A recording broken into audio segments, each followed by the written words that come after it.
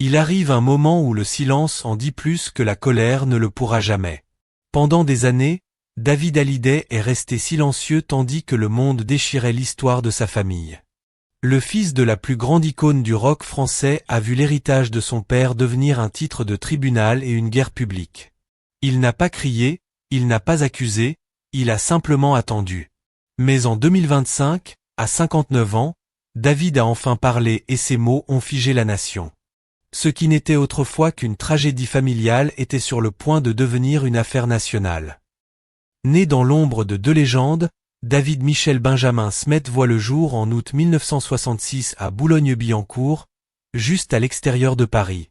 Son destin était écrit avant même qu'il ne sache marcher.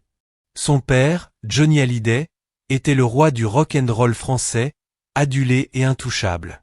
Sa mère, Sylvie Vartan, était la pop-star radieuse qui régnait sur les classements et les écrans de télévision. Ensemble, ils formaient le couple d'or de la France, un fantasme d'amour, de glamour et de rébellion qui captivait toute une génération. Et au centre de ce projecteur se tenait un petit garçon qui n'avait jamais demandé la célébrité. Lorsque Johnny et Sylvie divorcèrent en 1980, David n'avait que 6 ans. Ce qui suivit ne fut pas une enfance ordinaire, mais un exil entre deux mondes. Il passa une partie de sa vie à Paris, une autre à Los Angeles, une ville qui sentait la guitare et l'essence, où il étudia au lycée français et apprit à se cacher derrière la musique. Tandis que ses parents étaient en tournée, il trouva refuge dans le rythme des percussions et la solitude de la composition.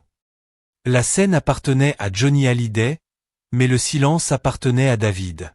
À Los Angeles, il absorba la discipline du rock sans le chaos qui avait consumé son père. À la fin de son adolescence, il écrivait des chansons en anglais et rêvait d'être connu non pas comme le fils de Johnny, mais comme lui-même. Ce désir devint réalité en 1988 lorsqu'il sortit son premier album True Cool. L'album fluide, mélodique et profondément personnel était une déclaration d'indépendance. Il pouvait exister au-delà du nom familial. Le disque fut un succès immédiat en France et en Belgique. 2 ans plus tard, arriva Rockin' preuve que le jeune homme possédait à la fois le feu de son père et la sensibilité de sa mère. Mais David était différent, là où la musique de Johnny rugissait, celle de David murmurait. Là où Johnny vivait à toute vitesse, David cherchait le sens. Il écrivait ses propres textes, souvent sur la famille, la distance et le manque. Des thèmes qui révélaient combien il portait le poids émotionnel de la gloire de ses parents. Durant les années 1990, tandis que Johnny remplissait les stades, David construisit tranquillement une carrière marquée par l'honnêteté et la retenue. En 1999, son album Un paradis, un enfer lui valut une victoire de la musique du meilleur album pop-rock, un moment qui sépara enfin l'homme du mythe. Pourtant, la célébrité n'effaça jamais la blessure invisible d'avoir grandi sous les projecteurs. Derrière ses yeux calmes se cachait un enfant qui avait passé des années à observer l'amour, la trahison et la séparation s'étaler à la une des magazines. Cette force tranquille devint son armure. Malgré le succès, David ne perdit jamais sa maîtrise de lui-même, même lorsque la vie de son père se déroulait comme un film dont il n'avait jamais voulu être l'acteur. Ce qu'il apprit dans ces années n'était pas à courir après la lumière, mais à y survivre. Et avec le temps, cette leçon allait s'avérer essentielle, car la véritable tempête n'attendait qu'au-delà des applaudissements. Au début des années 1990, David Hallyday était devenu ce que peu avaient imaginé. Un artiste qui tenait solidement sur ses propres jambes. Tandis que le monde continuait de le présenter comme le fils de Johnny, il construisait discrètement un répertoire musical qui ne ressemblait en rien à celui de son père. Il chantait la confiance brisée, le prix de la célébrité et le désir d'une vie ordinaire. Contrairement à Johnny qui brûlait la nuit dans le bruit et la rébellion, David préférait le calme du studio, la logique de la mélodie et le silence que la gloire n'avait jamais permis à ses parents de connaître. En 1989, il épousa Estelle Lefébure, un mannequin français dont la grâce égalait son charisme tranquille. Ils furent l'un des couples les plus photographiés de France. Beaux, jeunes, presque intouchables. Ensemble, ils eurent 2 filles, Ilona et Emma. Mais derrière le glamour, David cherchait encore l'équilibre.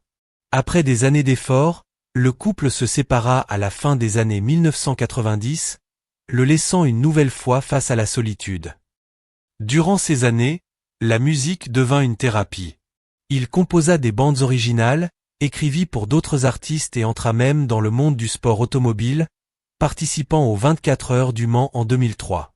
Pour certains, cela ressemblait à une fuite. Pour lui, c'était la liberté.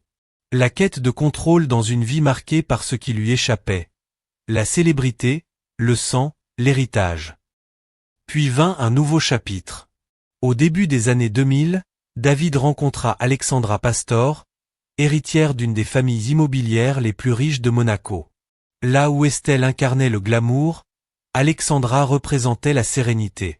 Ils se marièrent en 2004 et accueillirent un fils, Cameron. Leur maison dans le sud de la France devint son sanctuaire. Un monde de discrétion, de musique et de paix. Pendant que Johnny vivait encore comme un dieu du rock, David se consacrait à l'introspection. Ses interviews révélaient un homme fier mais méfiant de son héritage. Mon père vivait à toute vitesse, mais moi j'ai besoin de silence pour me trouver, confia-t-il un jour. Chaque album, de Révélation à un paradis, un enfer, portait des fragments de messages inavoués entre un père et un fils qui ne se disaient pas tout. Au milieu des années 2010, David pensait avoir trouvé la paix. Mais le destin aime tester les âmes fatiguées. Et l'épreuve arriva un matin froid de décembre 2017, le téléphone sonna depuis Marne-la-Coquette. Johnny Hallyday n'était plus. Le 5 décembre 2017, la France s'immobilisa. Johnny Hallyday mourut à 74 ans après une longue bataille contre un cancer du poumon. Pour des millions de personnes, ce fut comme perdre une part de leur identité. Mais pour sa famille, le deuil n'était que le début d'une descente infernale. Quelques semaines après les funérailles, des rumeurs sur le testament commencèrent à circuler. En février 2018, Laura Smet publia une lettre bouleversante où elle révélait que son frère David et elle avaient été totalement exclus du testament. La France fut choquée. Les avocats confirmèrent bientôt, l'intégralité de l'héritage, estimé à près de 100 millions d'euros, avait été léguée à Laetitia Hallyday et à leur fille Jade et Joy, selon un testament signé en Californie. En France, un tel acte est moralement impensable, car la loi protège les enfants. Mais Johnny avait vécu aux États-Unis, où les règles sont différentes. Une guerre familiale éclata. Interviews, accusations, gros titres, la presse en fit un feuilleton national. Laetitia se défendit, affirmant que Johnny avait déjà pourvu aux besoins de ses enfants aînés. Une phrase qui enflamma encore plus les tensions. David, fidèle à sa nature, resta silencieux. Mais le silence n'était pas la paix, c'était la douleur. Une humiliation. Ce qu'il disait en privé était simple, ce n'est pas une question d'argent. C'est une question de respect. Les tribunaux français gelèrent les biens de Johnny. Pendant plus de 2 ans, rien ne bougea. La famille se fractura. En juillet 2020, un accord fut enfin trouvé. Laetitia conserva les propriétés mais aussi les dettes fiscales. Laura reçut 2,6 millions d'euros et les droits sur une chanson. David ne réclama rien de plus que la paix. Les années suivantes apportèrent un calme fragile. David se consacra à sa musique et choisit la distance. En 2024, pourtant, un début de réconciliation inattendue se produisit.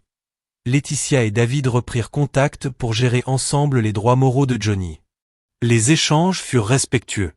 Une photo publiée pour les 20 ans de Jade montra même David, discrètement présent. La même année, David sortit Requiem pour un fou, un hommage musical à son père. Les critiques saluèrent un album profond et intime. Interrogé sur Jade et Joy, David dit simplement « Elles le savent, ma porte est ouverte. Quand elles seront mûres, elles seront les bienvenues. » Le pardon semblait possible. Mais la paix était fragile. Et elle vola en éclats en janvier 2025. Le 10 janvier, interrogé dans le Figaro magazine, David se vit poser la question qu'il avait évitée pendant près de 10 ans. « Avez-vous pardonné à Laetitia ?» Il baissa les yeux, respira, et répondit « Je ne pardonnerai jamais à Laetitia. » Pas de colère. Pas de haine. Juste la vérité. Cette phrase fit l'effet d'une bombe. Les journaux s'enflammèrent. Les fans se divisèrent.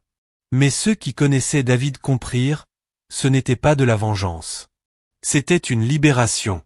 Car la blessure remontait à 2009, lorsque Johnny, hospitalisé à Los Angeles, avait été photographié en coma artificiel. David affirma plus tard que c'était Laetitia qui avait laissé entrer les caméras.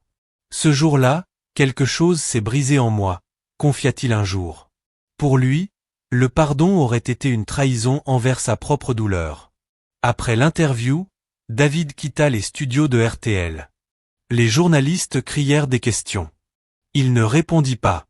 Le silence redevenait son bouclier. Le soir même, la télévision lança un débat spécial. La famille Hallyday peut-elle se pardonner? En fond sonore, une chanson de David, « Tu ne m'as pas laissé le temps ». Les paroles résonnaient comme une prophétie. Ce soir-là, tandis que le pays débattait, David jouait du piano chez lui, travaillant sur un nouvel album. Ceux qui l'ont entendu disent que c'est son œuvre la plus personnelle, écrite avec les cicatrices d'une vie. Il n'attend plus la vengeance, ni même la compréhension. Il cherche seulement la vérité. Et pour lui, parfois, ne pas pardonner n'est pas haïr. C'est survivre. David n'a jamais cherché la guerre. Il voulait seulement la paix. Une paix que son père n'a jamais trouvée. Une paix que personne n'a su protéger. Ces mots en 2025 n'étaient pas une attaque. C'était une confession. Une douleur vieille de plusieurs décennies. Et vous, qu'en pensez-vous? David a-t-il eu raison de parler enfin après tout ce temps, ou le pardon aurait-il dû être son dernier acte d'amour? Partagez vos pensées dans les commentaires et n'oubliez pas de liker, commenter et vous abonner pour d'autres histoires vraies sur les plus grands drames familiaux du monde.